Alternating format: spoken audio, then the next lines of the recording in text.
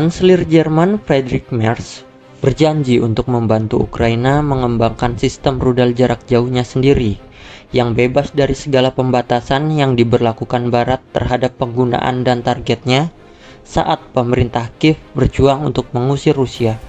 Beberapa sistem senjata canggih yang dipasok sekutu ke Ukraina selama perang 3 tahun ini tunduk pada pembatasan jangkauan dan target. Masalah politik yang menegangkan yang berasal dari kekhawatiran bahwa jika senjata itu mengenai wilayah Rusia yang dalam, Kremlin mungkin akan membalas negara yang menyediakannya dan menyeret NATO ke dalam konflik terbesar di Eropa sejak Perang Dunia Kedua. Berdiri di samping Presiden Ukraina Volodymyr Zelensky yang sedang berkunjung, Merz mengatakan bahwa di bawah perjanjian kerjasama yang intensif, Jerman akan berusaha untuk melengkapi tentara Ukraina dengan semua kemampuan yang benar-benar memungkinkannya untuk berhasil mempertahankan negara, termasuk peningkatan produksi rudal dalam negeri. Setelah Amerika Serikat, Jerman adalah pemasok bantuan militer terbesar ke Ukraina. Ukraina akan dapat sepenuhnya mempertahankan dirinya sendiri, termasuk terhadap target militer di luar wilayahnya sendiri, dengan rudalnya sendiri, kata Merz pada konferensi pers bersama. Beberapa jam setelah janji Merz, Menteri Luar Negeri Rusia Sergei Lavrov secara terbuka mengundang Ukraina untuk mengadakan perundingan perdamaian langsung dengan Moskow di Istanbul pada tanggal 2 Juni. Dalam sebuah pernyataan video, ia mengatakan bahwa Rusia akan menggunakan pertemuan tersebut untuk menyampaikan sebuah memorandum yang menetapkan posisi Moskow dalam mengatasi akar penyebab krisis secara andal. Ia juga mengatakan bahwa setiap delegasi Rusia akan kembali dipimpin oleh Vladimir Medinsky.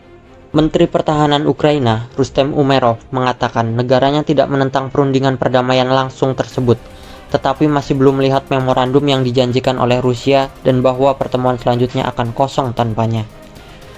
Delegasi dari Rusia dan Ukraina mengadakan perundingan perdamaian langsung pertama dalam 3 tahun. Delegasi dari Rusia dan Ukraina mengadakan perundingan perdamaian langsung pertama mereka dalam 3 tahun di Istanbul pada 16 Mei. Perundingan yang berlangsung selama 2 jam itu tidak menghasilkan terobosan signifikan, meskipun kedua pihak sepakat untuk melakukan pertukaran tahanan terbesar dalam perang tersebut.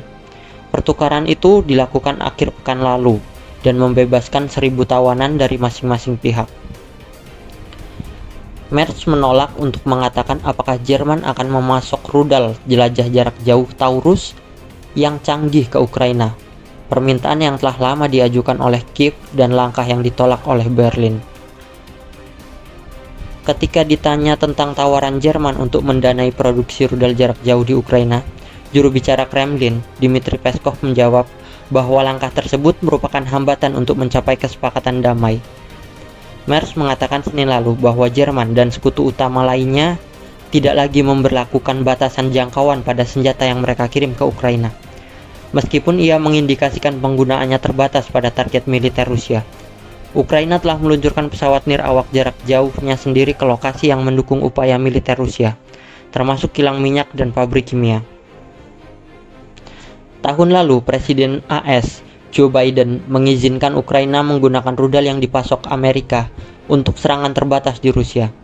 Keputusan tersebut memungkinkan Ukraina menggunakan sistem rudal taktis angkatan darat yang dikenal sebagai ATACMS untuk melawan Rusia.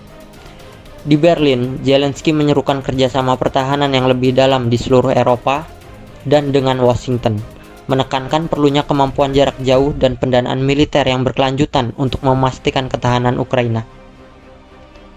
Ia mengatakan proyek kerjasama tersebut sudah ada. Kami hanya ingin rudal diproduksi dalam jumlah yang kami butuhkan, kata Zelensky kepada wartawan. Zelensky mengatakan pada hari Selasa bahwa Ukraina siap untuk mengadakan pembicaraan damai di tingkat tertinggi, termasuk pertemuan trilateral dengan dirinya sendiri, Presiden Rusia Vladimir Putin, dan Presiden Amerika Donald Trump. Sementara itu, pertempuran terus berlanjut di sepanjang garis depan sekitar 1.000 km. Tempat tentara Ukraina kekurangan tenaga untuk menghadapi musuhnya yang lebih besar. Zelensky yang mengklaim bahwa Rusia memobilisasi hingga 45.000 orang setiap bulan, sementara Ukraina memobilisasi antara 25.000 hingga 27.000. Kedua belah pihak terus melakukan serangan mendalam. Rusia meluncurkan serangan pesawat nirawak terbesarnya dalam perang melawan Ukraina pada Minggu.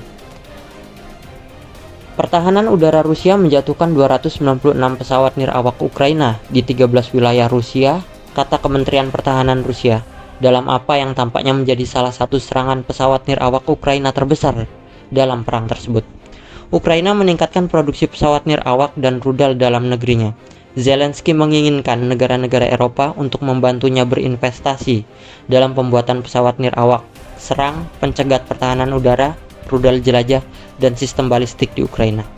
Lebih dari 60 penerbangan dibatalkan pada hari Rabu di Moskow karena bandara-bandara ibu kota terpaksa menghentikan penerbangan pesawat di tengah peringatan adanya pesawat tanpa awak, kata Badan Penerbangan Federal.